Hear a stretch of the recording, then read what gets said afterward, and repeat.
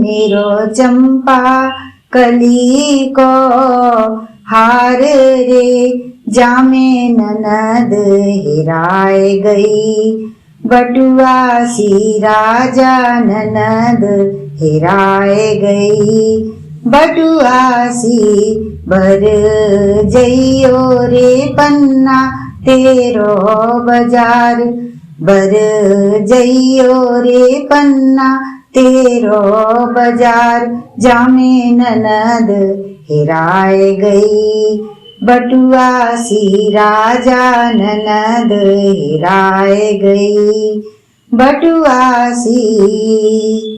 नमस्कार, बंजारा बीट्स में आपका स्वागत है। मैं हूं ज्योति प्रकाश खरे। आज हम मिला रहे हैं आपको एक ऐसी शख्सियत से जिसका पूरा जीवन संगीत में गुजरा। चलिए मिलते हैं ब्रजलता मिश्र जी से। नमस्ते ब्रजलता जी। नमस्कार ब्रजलता जी, जैसा कि हमने अभी दर्शकों को बताया कि आपकी पूरा जीवन आप संगीत में और साहित्य में आपका गुजरा, कहाँ से शुरुआत हुई आपकी? देखिए सर, मेरे पिताश्री कीर्तिशेष वासुदेव गोस्वामी जी बहुत अच्छे साहित्यकार थे, हास्य व्यंग्य के कवि थे। और जो हमारे दादाजी थे श्री मुकुंदलाल गोस्वामी जी, वो भी उस समय मंदिर में समाज गायन प्रथा थी, तो समाज गायन में वो भाग लेते थे जी। और संगीतमय और साहित्यमय वातावरण हमें बचपन से ही मिला। तो पिताजी हमारे एजी ऑफिस में उस समय रीवा में सुपरिंटेंडेंट अकाउंटेंट के पद पर थे जी। तो रीवा में हम कक्षा 1 में पढ़े और उस समय घर में जो माँ का और हमारी बुआ थी, माँ थी, नानी थी, इनके जो संस्कार हमें मिले, तो लोकगीत सभी को बहुत अच्छे आते थे और बहुत अच्छी आवाज़ उन लोगों की थी। तो बचपन से हमने लोकगीत भी सुने और उन दिनों जो फिल्मी गीत चलते थे, पिताजी हमारे फिल्मी गाने पसंद नहीं करते थे, लेकिन जिनके भाव अच्छे थे तो वो हम लोग थोड़ा सुनते रहते थे और आत्मसात करते थे। तो थोड़ा गाने का भी शौक था। उसके बाद फिर हम लोग दतिया आए और उन दिनों फिर ये विंध्य प्रदेश समाप्त हुआ रीवा का, तो फिर दतिया हम लोग दतिया में रहे और मध्य प्रदेश ग्वालियर के एजी ऑफिस में हमारे पिताजी का स्थानांतरण रीवा से ग्वालियर हो गया। फिर हम लोग ग्वालियर में रहे जी। तो बचपन से ही थोड़ा सा कक्षा 5 से 6वीं क्लास से ये स्कूल की जो मैगजीन निकलती थी उसमें पत्रिका में जब देना पड़ता था कोई आर्टिकल, तो उसमें थोड़ा सा कविता वगैरह लिखने का शौक प्रारंभ हुआ। तुकबंदी पहली आपकी रचना कहाँ छपी? सबसे पहले तो हमारी शिशिर नाम की पत्रिका निकलती थी हमारी Maharani Laxmibai girls higher secondary school Datia में। तो हम कक्षा 6 में थे उस समय। तो तोता शीर्षक पर कविता लिखी थी हमने कि लाल चौंच हो पंख है, तोता है यह तोता है, माता जी के आते ही यह बहुत अधिक चिल्लाता है, माता जी ने खूब पढ़ाया राम राम यह कहता है, अब तो सोकर उठते ही राम नाम का जप करता है, खाता है यह दूध रोटी, मुझसे कहता मोटी मोटी। अच्छा। ये और इसके पहले थोड़ा तुकबंदी छोटी मोटी करते रहते थे जी। फिर आपकी अंततः एजुकेशन कहाँ तक हुई?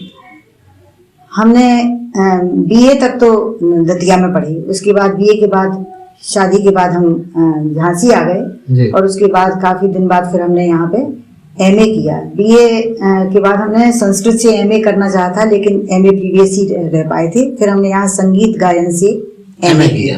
अच्छा अच्छा। और सन 73 में हमारी शादी यहाँ पे हुई जी। उसके बाद सन 74 से यहाँ आर्य कन्या इंटर कॉलेज झांसी में हमने सीटी ग्रेड की संगीत शिक्षिका के रूप में कार्य किया। उसके बाद फिर प्रमोशन हुआ तो एलटी ग्रेड हुआ, अंत में प्रवक्ता भी हुए संगीत के जी। और 2011 में वहां से हम सेवानिवृत्त हुए हैं जी। संगीत के प्रवक्ता। अब लता जी, आप हमें ये बताइए कि हमारे मतलब आपकी इतनी लंबी संगीत यात्रा में अब तक आपने कितने छात्रों को शिक्षित किया होगा, कुछ अंदाज? अब छात्राओं का तो इतना अंदाज लगाना मुश्किल है। अब आप ही जोड़ लीजिए 74 से लेके और 2011 तक लगातार संगीत शिक्षा दी है। मुझे पता है कि आप आकाशवाणी से भी जुड़ी रही हैं, तो किन किन केंद्रों से आपकी रचनाएं प्रसारित हुई हैं? जी, आकाशवाणी हम लोग पहले जब दतिया में रहते थे तो आकाशवाणी भोपाल में ऑडिशन दिया था जी 10 छात्राओं का था। तो ब्रजलता गोस्वामी और सहेलियां नाम से हम लोगों की पार्टी मतलब बनाई गई अच्छा, थी। टीम थी। जी हाँ, ये थी 1969 में। उसके बाद फिर हम लोगों के गीत उस समय तो ग्वालियर, रायपुर, जबलपुर सब जगह से प्रसारित होते थे। जी जी और उसके बाद एक सन 71 में एक प्रादेशिक लोक संगीत सभा का आयोजन किया गया था लखनऊ के बॉटेनिकल गार्डन में। जी वहां पर राज्यपाल की उपस्थिति में वो कार्यक्रम वेशभूषा सहित देना था। जी। जो बुंदेलखंड में लहंगा लुंगरी पहने जाते हैं वो सारे बुंदेलखंडी आभूषण और वेशभूषा में हम लोगों ने कार्यक्रम प्रस्तुत किया था। और उस समय हम लोगों ने मध्य प्रदेश का प्रतिनिधित्व वहां पर किया था। इसके अलावा फिर जब झांसी में, इसके बाद छतरपुर से हमने 1979 से अकेला एकल लोकगीत गायन का फॉर्म भरा और उसमें हमारा उत्तीर्ण हो गए। जी, तो तब से फिर छतरपुर से प्रसारित करते हैं गीत वगैरह। और यहाँ आकाशवाणी झांसी से भी कार्यक्रम देते हैं, प्रसारण होता है। और आजकल काफ़ी समय से 1989 से ठीक तरह से हमें ये सन याद नहीं आ रहा, काफी समय से बी हाई ग्रेड के बुंदेली लोकगीत के कलाकार। जहाँ बुंदेली कलाकार हैं तो आप हमारे दर्शकों को कुछ बुंदेली में गुनगुनाइए। जी, अभी 2 दिन पहले ही कार्तिक मास समाप्त हुआ है जी, तो कार्तिक का गीत जो बहुत प्रचलित है सुना रही हूँ।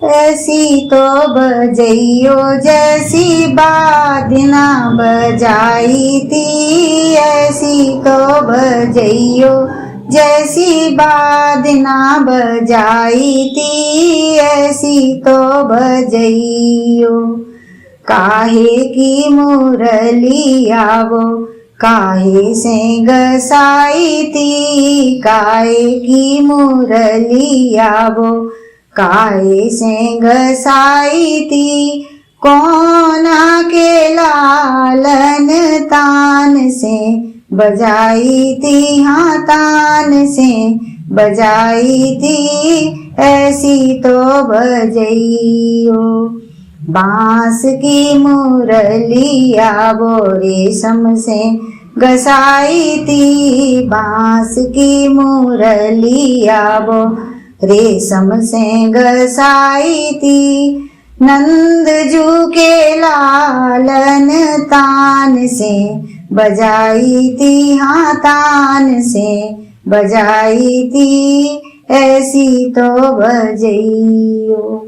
गोपियां कृष्ण जी से कहती हैं कि ऐसी मुरली बजाना जैसी उस दिन बजाई थी। जी जी। कभी की स्मृति का वो याद करके कहती हैं। तो कार्तिक के गीतों में अधिकतर कृष्ण का, गोपियों का प्रसंग रहता ही है। जी जी। मैडम ये भी बताइए कि आप, चूंकि आपका लेखन में भी रुझान रहा है, तो आप तक आपकी रचनाएं कहाँ कहाँ प्रकाशित हुई, कब से लिख रही हैं? और आप? हम तो सन 1959 से लिखते आ रहे हैं और जब भी कोई पत्रिका वगैरह में विद्यालय की और फिर वहाँ हमारे महाविद्यालय की पत्रिका थी उसमें लेख छपते थे, और कविताएं छपती थी। इसके अलावा सप्तवर्ण, दैनिक जागरण, भास्कर, एक पहले पेपर आता था अंजाम, इन तमाम। छतरपुर से एक मैगजीन निकलती है, उसमें भी आपकी रचनाएं हमने पढ़ी हैं। जी हाँ, बुंदेली बसंत छतरपुर से निकलती है जी। और एक यहाँ दमोह से निकलती है बुंदेली उत्सव जी, नहीं हम भूल गए, बुंदेली दर्शन, बुंदेली दर्शन वहां से निकलती है दमोह से जी। उसमें भी बुंदेली में और हिंदी में हमारे आर्टिकल निकलते हैं, कभी संस्मरण के रूप में, कभी लेख भी, इस तरह की। और ये पिताजी की प्रेरणा रही है साहित्य में। और यहाँ ससुराल में भी हमें इतना अच्छा वातावरण मिला कि हमारे घर में किसी ने हमारे ऊपर कोई रोक टोक नहीं लगाई और हम स्वेच्छा से स्वांतः सुखाए ही लिखते हैं। अभी किसी कुछ कारणवश परिस्थितियों कोई पुस्तक तो प्रकाशित नहीं हो पाई है जी। और बुंदेली में गद्य पद्य रचनाएं हिंदी में और बुंदेली में करती हैं। जब आप मुझे ये भी जानकारी है कि आप मंच पे भी जाती रही हैं, मंच पे भी आपने कुछ कविता पाठ किया है? जी हाँ, मंचीय कार्यक्रम अभी भी देते हैं यहाँ पर जी। और विवाह के पहले मंचीय कार्यक्रम हमने लोकगीतों के भी दिए हैं जी। लेकिन उसके बाद इतना संभव नहीं हो पाया क्योंकि कुछ घर की जिम्मेवारियां जी हाँ परेशानियां, घर की भी परिस्थितियां थी और नौकरी का भी बंधन था तो इतना नहीं जा पाए। तो एक आध लोकगीत हमारे दर्शकों को जो बहुत आपको हमेशा गाने के लिए बाध्य किया गया हो वो सुनाइए। एक हास्य गीत प्रस्तुत कर रही हूँ कि उसमें ननद और भाभी पन्ना के बाजार में जाती हैं और ननद जो है वो भाभी का चंपा कली का हार पहन के जाती हैं लेकिन दुर्भाग्य से वो हार खो जाता है तो भाभी को बड़ा क्रोध है या दुख है पर ये नहीं समझ में आता है कि दुख उन्हें ननद भी खो जाती हैं तो ननद के खोने का दुख है या हार खोने का दुख है। ये एक हास्य गीत में प्रस्तुत है जी। उसके बोल हैं बर जइयो रे पन्ना तेरो बाजार जामे ननद हेराए गई बटुआसी। अच्छा अच्छा। बटुआसी माने सुंदरता का प्रतीक। अच्छा अच्छा। बर जइयो रे पन्ना तेरो बाजार बर जइयो रे पन्ना तेरो बाजार जामे ननद हेराए गई बटुआसी राजा ननद हेराए गई बटुआसी। ननदी गई रसिया ननदी गई रसिया ननदी गई रसिया ननदी गई रसिया ननदी गई रसिया मेरो चंपा कली को हार रे मेरो चंपा कली को हार रे मेरो चंपा कली को हार रे मेरो चंपा कली को हार रे मेरो चंपा कली को हार रे जामे ननद हेराए गई बटुआसी राजा ननद हेराए गई बटुआसी। बर जइयो रे पन्ना तेरो बाजार बर जइयो रे पन्ना तेरो बाजार जामे ननद हेराए गई बटुआसी राजा ननद हेराए गई बटुआसी। घर में कैसे जाऊं बारे रसिया घर में कैसे जाऊं बारे रसिया मैं जाऊं बारे रसिया मैं जाऊं बारे रसिया घर में कैसे जाऊं बारे रसिया मोरी सास मचावे रार रे मोरी सास मचावे रार रे मोरी सास मचावे रार रे मोरी सास मचावे रार रे जामे ननद हेराए गई बटुआसी राजा ननद हेराए गई बटुआसी। बर जइयो रे पन्ना तेरो बाजार जामे ननद हेराए गई बटुआसी राजा ननद हेराए गई बटुआसी। बहुत शानदार। रजता जी, बुंदेली भाषा बड़ी मीठी और बड़ी सुमधुर कर्णप्रिय होती है। क्या आज के गायन ने, आज के कान फोड़ू संगीत ने, क्या बुंदेली लोक संगीत पे असर डाला है? जी देखिए, आजकल का जो युग है ये फिल्मी गानों से ज्यादा प्रभावित है, लेकिन हम यही कहना चाहेंगे कि हमारी जो संस्कृति है उसको हम लोग विलुप्त न होने दें, क्योंकि हमारे इसमें जो अधिकतर हमने परंपरागत गीत ही गाए हैं, लोक शैलीबद्ध गीत भी कुछ गाते हैं। तो हमारे यहाँ हर अवसर के गीत विद्यमान हैं बुंदेली लोकगीतों में। वैसे तो सभी क्षेत्रीय भाषाओं में गीत मिलते हैं जी। तो आज की नई पीढ़ी जो अधिक फिल्मी गीतों की ओर अग्रसर हो रही है, ठीक है, फिल्मी गीत भी को भी हम इतना बुरा नहीं मानते हैं क्योंकि कला तो वह भी है जी। लेकिन देखिए, हमने जो अपने पूर्वजों को खो दिया है जी। लेकिन उनकी जो धरोहर है लोकगीतों के रूप में, ये हम अभी भी सहेज के रखे हुए हैं और हम चाहते हैं कि आने वाली पीढ़ी भले ही फिल्मी गीत गाए लेकिन वो इन गीतों से जरूर जुड़ी रहे, ये हमारा कहना है। मेरा एक सवाल और भी है। मेरा सवाल ये है कि आप ये जो आपकी संगीत यात्रा थी रोचक तो रही है, कहीं कहीं आपको अवरोध भी, मुश्किलों का सामना भी करना पड़ा होगा। एक आध मुश्किल हम हमारे दर्शकों से शेयर करें, क्योंकि आपकी बड़ी लंबी संगीत यात्रा है। देखिए, ये जब संगीत यात्रा, पहले तो कभी आकाशवाणी का जाने का हम लोगों ने विचार किया ही नहीं था। तो एक ये कहाँ से शुरू हुई, वैसे तो शास्त्रीय संगीत तो बचपन से सीखा ही था, लेकिन आकाशवाणी पर आने का पूरा श्रेय डॉक्टर विद्यानिवास मिश्र जी, जो हिंदी के प्रख्यात लेखक रहे हैं और बहुत जाने माने मूर्धन्य विद्वान रहे हैं, जैसा कि आप जानते हैं, तो उनको श्रेय जाता है। बाकी तो हमारे गुरुजी ने हमारे साथ बहुत परिश्रम किया और हमारे माता पिता और हमारे भाई, पूरे परिवार को ही, भाई बहन माता पिता सभी को श्रेय जाता है। तो डॉक्टर विद्यानिवास मिश्र जी की प्रेरणा से उन्होंने एक बार हमारा स्वर सुना था।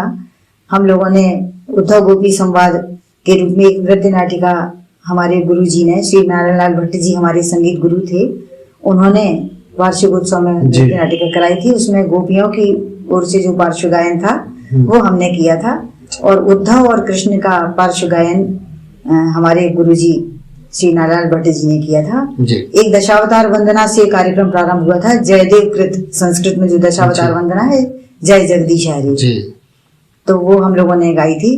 तो जब डॉक्टर विद्यानिवास मिश्र ने वो स्वर सुना तो उन्होंने हमारे पिताजी से कहा था कि आपने आकाशवाणी पर नहीं भेजा बेटी को अभी तक, तो उन्होंने कहा नहीं, हमारे दिमाग में तो ये बात आई ही नहीं। फिर उन्होंने हमारे गुरुजी से भी चर्चा की, तो गुरुजी ने हम 10 लड़कियों की एक टोली तैयार की और हम लोगों का ऑडिशन हुआ आकाशवाणी से और हम लोग अप्रूव्ड हुए उस समय। पहली बार आप भोपाल से जुड़ी? जी, पहली बार। और उस समय वहाँ जब हम लोगों की पहली रिकॉर्डिंग हुई तो उसमें हम लोगों ने सुअटा मामूलिया, जो बहुत प्रसिद्ध गीत हैं जी जी, तो ये जब हम लोगों ने गाए तो डॉक्टर समर बहादुर सिंह उन दिनों वहाँ के केंद्र निदेशक थे भोपाल के जी।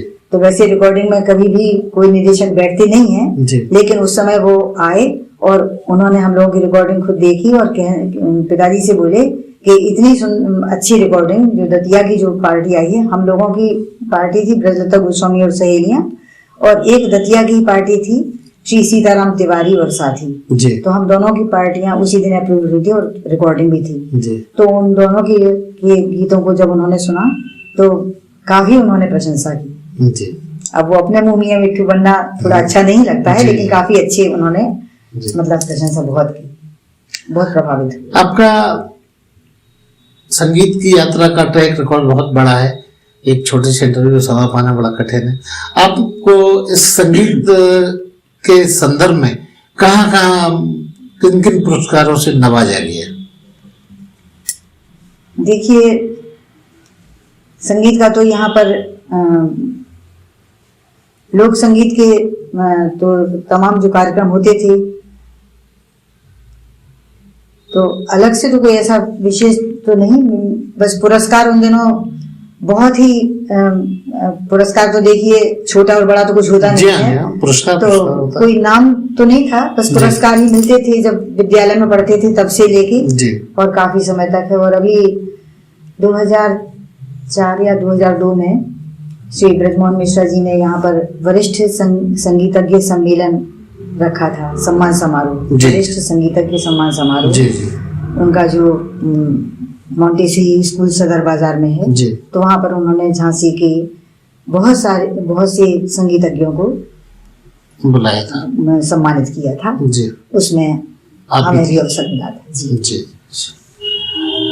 ब्रजलता जी, आपकी आगामी जो प्लानिंग है, क्योंकि अब तो आप सीनियर सिटीजन हैं, तो और अब क्या नया करना चाहती हैं इस स्टेज पर?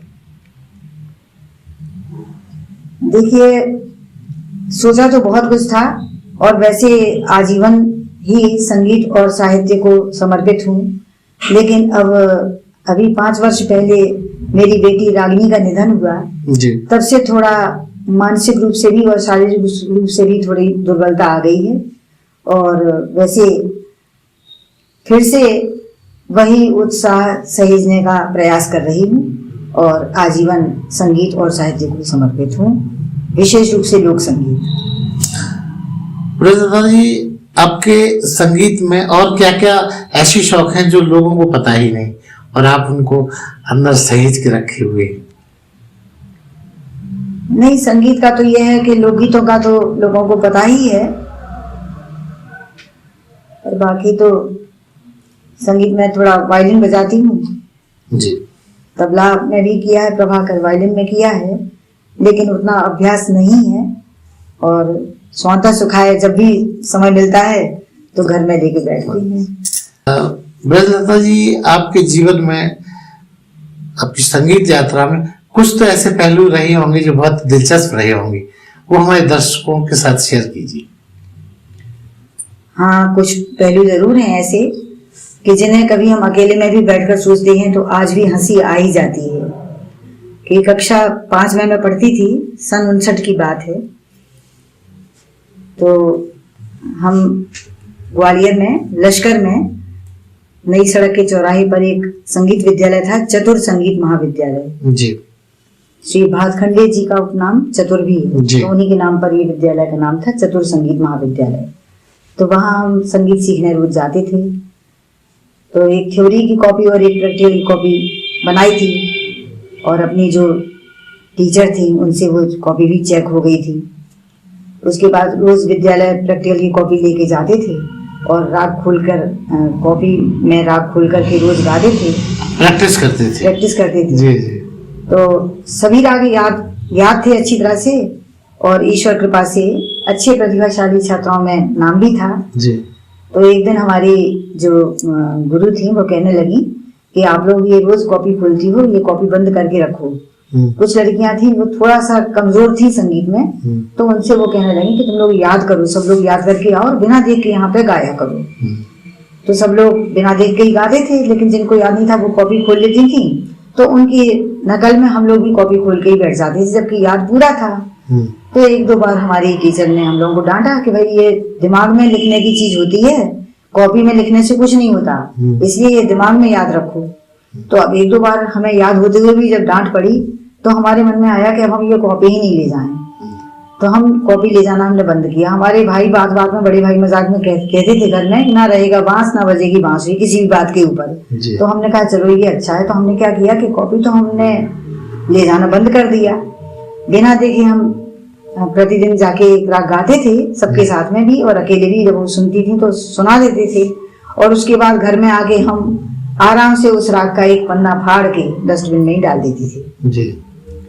तो धीरे धीरे कुछ दिनों में ये हुआ कि सारे राग 10 राग कोर्स में थे, 10 राग सुना दिए और 10 राग के पन्ने फट के डस्टबिन के हवाले हो गए। अब क्या हुआ कि हमारी जो टीचर थी तो वो बोली कि 1 हफ्ते बाद या 15 दिन बाद मतलब एग्जामिनर को आना है, प्रैक्टिकल होना है। जी। तो हम लोग निश्चिंत थे कि ठीक है, कोई डर की बात ही नहीं जब पूरा कुछ याद है तो। हाँ। लेकिन जब उन्होंने धीरे से ये कह दिया कि आप लोग अपनी कॉपियों पे कवर चढ़ा के लाना वो कॉपियां रिकॉर्ड देखेंगी। जी हाँ। हाँ। तो जैसे ही उन्होंने कहा कि कॉपी पर कवर चढ़ा के रहा, तो तब हम जो है एकदम से हमारी तो धरती ही पैरों से खिसक गई, और हमने कहा कि कॉपी देखेंगी। तो बोली नहीं, तो तुम ऐसे क्यों घबरा गई हो, हमारा एकदम मुंह उतर गया। तो हमने कहा कि कॉपी तो मैम नहीं है हमारे पास में। तो कहने लगी कि कॉपी नहीं है, तुमने तो कॉपी बनाई है, जजवाई सबसे पहले तुम्हारी कॉपी जांची थी हमने। तो अब 1-2 दिन तो हमने थोड़ा बहाना बनाया कि मिल नहीं रही करके। फिर हमने वहाँ टीचर से तो कहने का साहस नहीं हुआ, घर के लोगों को बताया कि हमने तो अपनी कॉपी फाड़ दी। तो इतनी डांट पड़ी हमारे ऊपर। फिर हमने अपनी बहन से रिक्वेस्ट की, तो बहन ने भी डांटा। फिर सबसे रिक्वेस्ट करके, क्योंकि कक्षा 5 में थी, इतनी शक्ति तो नहीं थी कि बहुत जल्दी लिख पाती, रात दिन भी लिखते थे तो भी इतनी नहीं लिख पाती थी। तो कुछ अपनी बहन से लिखवाया उस कॉपी में, कुछ हमने लिखा। आज भी वो कॉपी हमारे पास नमूना की रखी हुई है। और कभी कभी जब हम उसको देखते हैं तो हमें हंसी आती है। 2 राइटिंग होल्डर दवात थी उन दिनों, तो होल्डर दवात से भी लिखना शुरू किया था। कहीं पे एक बहन की राइटिंग है पेन से, क्योंकि बहन हमसे 2 क्लास आगे थी, तो उनकी पेन से है, हमारे में होल्डर दवात से है। तो यही एक रोचक किस्सा है जो हंसी भी आती है अपनी मूर्खता पर। लेकिन मूर्खता समझिए या अबोधपन समझिए, जो भी है। दादा जी, आपके जीवन में लेखकीय मुद्दों पे भी बहुत सारे संस्मरण रहे होंगे। कोई एक संस्मरण आप हमारे दर्शकों के साथ शेयर करें। लेखकीय मुद्दों पर तो ऐसा कुछ नहीं है, पर कभी कभी कोई संस्मरण ही है जो लिख जाते हैं, जो आम जीवन में घटित होती हैं घटनाएं। कभी वो कटु संस्मरण भी हो जाते हैं, कभी वो मधुर संस्मरण भी हो जाते हैं। आपका एक संस्मरण आपने अभी चर्चा की थी, सादा जीवन उच्च विचार, उस पे आपको कुछ घटना याद आती है? जी, हम कक्षा 5 में थे, तो ग्वालियर में बाल दिवस 14 नवंबर को एक प्रतियोगिता आयोजित हुई, नेहरू जी से संबंधित कविता पाठ। तो अपने विद्यालय में हमने भाग लिया और प्रथम आए। तो हर विद्यालय के जो प्रथम बच्चे आए थे, उनको 14 नवंबर के दिन ग्वालियर में जो केंद्रीय पुस्तकालय है बाड़े के पास, वहां के प्रांगण में अपनी कविता प्रस्तुत करनी थी और पुरस्कार वितरण का कार्यक्रम था। काफी उपस्थिति थी, पूरा मैदान खचाखच भरा हुआ था। तो वहां जाने के लिए हमने एक बहुत ही सादा सा कुर्ता पहना। अच्छा, उन दिनों हमारी बहन हमसे वैसे तो 3 साल बड़ी हैं, तो वो उन दिनों सिलाई सीखती थी जी। तो हमें अपनी बहन से भी बहुत लगाव था। तो जो कुछ भी वो सिल के लाती थी, नई फ्रॉक वगैरह, तो हम रोज संगीत विद्यालय में तरह तरह की फ्रॉक पहन के जाते थे। कपड़ा बहुत सस्ता होता था, क्योंकि सीखने के लिए कोई भी महंगे कपड़े पे तो सीखेगा नहीं। तो उस दिन भी हम एक सस्ता सा कुर्ता, लेकिन सबसे नया था वो, हमने उसी को पहन लिया। तो उन लोगों ने कहा कि ये कुर्ता नहीं पहनो, ये अच्छा नहीं है, तुम्हारे पास तो और अच्छे कपड़े हैं, वो पहनो। हमने कहा नहीं, हम यही पहनेंगे। तो बोली कि तो इसकी कभी हमने सलवार भी नहीं बनाई है। तो हम कहा नहीं, हम अंडरवियर और कुर्ता ही पहन के जाएंगे। और हमने बहुत जिद मचाई।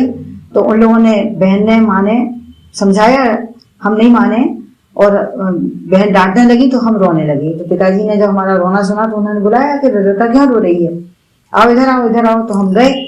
तो हमने कहा कि हम जो कुर्ता पहन रहे वो दीदी नहीं पहनने जाने दे रहे।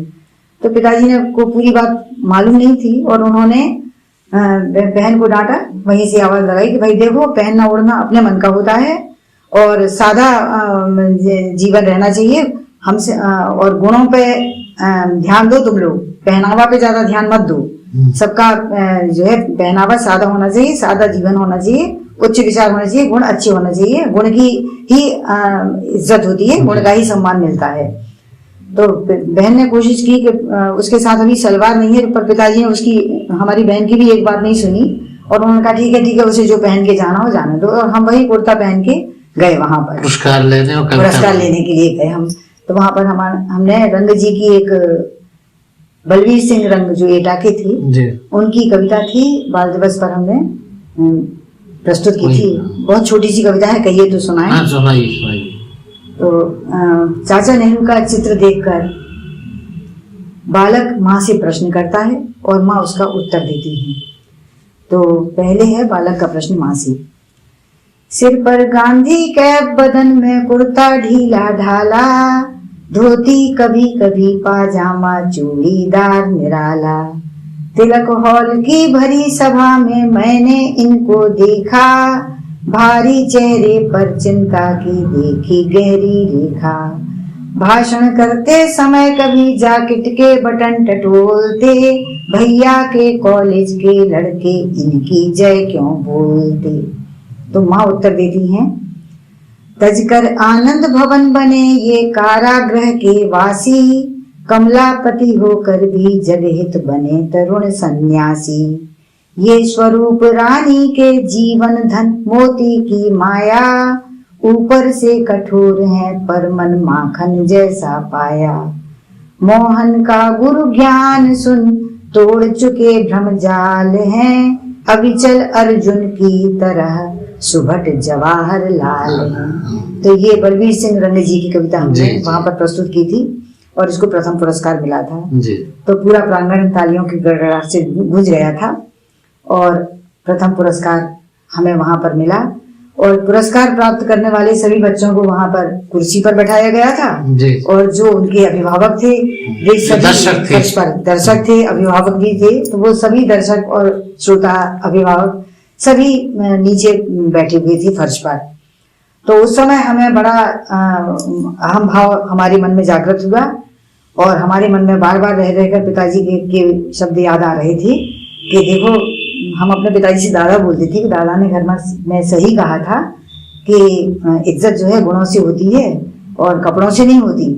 और देखो आज हमारी भाभी बहन माँ कितने अच्छे प्रेस करे कलफ करे कपड़े पहन के आई हैं सुंदर सी, और ये सब नीचे बैठी हैं और हम बार बार अपनी कनखियों से देखते और अपनी बहन को ऐसे अंगूठा दिखा के धीरे धीरे चढ़ा देते थे। और मतलब हमें बहुत ही उस दिन अभिमान मन में आया, अहंकार आया कि अरे हम बहुत गुणवान हैं। ये छोटी सी बात है उस उम्र की, जबकि अभिमान से हम काफी दूर रहते हैं शुरू से। अमृता जी, हमारा जो बंजारा बीट चैनल है ये एक शिक्षाप्रद संदेश देने वाला चैनल है। आप अपने माध्यम से आज की पीढ़ी को क्या संदेश देना चाहेंगे संक्षिप्त में? आज की पीढ़ी एक तो पढ़ाई के साथ साथ ये जो अपनी ललित कलाएं हैं इनसे अवश्य जुड़े, क्योंकि जो भी व्यक्ति इन ललित कलाओं से जुड़ा होता है उसे कभी ये नहीं जीवन में कहना पड़ता कि हम बोर हो रहे हैं, जैसा कि अधिकतर बच्चों को होता है हम क्या करें बोर हो रहे हैं, तो ये बोर की स्थिति कभी नहीं आती। दूसरा, कभी ऐसा बच्चा कभी भी आउट ऑफ लाइन नहीं हो सकता, संस्कार भी अच्छे बने रहते हैं। और ऊपर से हम आज की पीढ़ी से ये कहना चाहेंगे कि हमारे माता पिता जिन्होंने बहुत ही गुणों से बहुत ही परिश्रम करके हम लोगों को बड़े अभावों में रहकर भी पाला पोसा है, आज हम उन्हें उचित सम्मान दें, क्योंकि हम जो कुछ भी हैं उनके ही बल पर हैं। इसलिए हमारे बच्चे जो आज भले ही कंप्यूटर में तकनीकी ज्ञान में माता पिता से आगे निकल रहे हैं, लेकिन उनके मन में कभी ये भाव नहीं आना चाहिए, क्योंकि जो कुछ भी हमारे जन्मदाता हैं, मातृ देवो भव, पितृ देवो भव, आचार्य देवो भव, इसको ध्यान में रखते हुए बड़ों का सम्मान अवश्य करें, क्योंकि हमारे सभी शास्त्रों में, वेदों में, सभी में लिखा हुआ है कि अभिवादनशीलस्य नित्यम वृद्धोपसेविनः चत्वारि तस्य वर्धन्ते आयुर्विद्या यशोबलम। जो अभिवादनशील है, नित्य बड़ों का सम्मान करता है, उसके ये 4 गुण अपने आप ही बढ़ते हैं, आयु, विद्या, यश और बल। तो ये थी ब्रजलता मिश्र जी, जो अपनी संगीत यात्रा के चटपटे संस्मरण सहित बहुत सारी बातों को इन्होंने हमारे साथ शेयर किया। बंजारा बीट से बात करने के लिए बहुत बहुत धन्यवाद। नमस्कार, धन्यवाद, आपको भी बहुत बहुत धन्यवाद। एक छोटी सी कविता, बसंत। मधुर ऋतु की मंद मंद चल रही पवन, ये इसके बोल हैं जी। ये प्रस्तुत कर रही हूँ। मधुर ऋतु की मंद मंद चल रही पवन, आवाहन करती है भोर की किरण। मधुर ऋतु की मंद मंद चल रही पवन, आवाहन करती है भोर की किरण। बगिया में महक रहे अनगिनते फूल, कोमलता क्या जाने निर्मोही शूल। बगिया में महक रहे अनगिनते फूल, कोमलता क्या जाने निर्मोही शूल। मधु पी करके करते भौरे गुंजन, आवाहन करती है भोर की किरण। मधु पी करके करते भौरे गुंजन, आवाहन करती है भोर की किरण। कोयलिया बोले अमुआ की डार पर, कोयलिया बोले अमुआ की डार पर। ऋतु बसंत को देत संदेशवा, कोयलिया बोले अमुआ की डार पर। नई कलियन पर गूंजत भंवरा, नई कलियन पर गूंजत भंवरा। इनके संग करत रंग रलियां, यही बसंत को देत संदेशवा। कोयलिया बोले अमुआ की डार पर। इस चैनल को लाइक और सब्सक्राइब करना ना भूलें। देखते रहिए बंजारा बीट्स।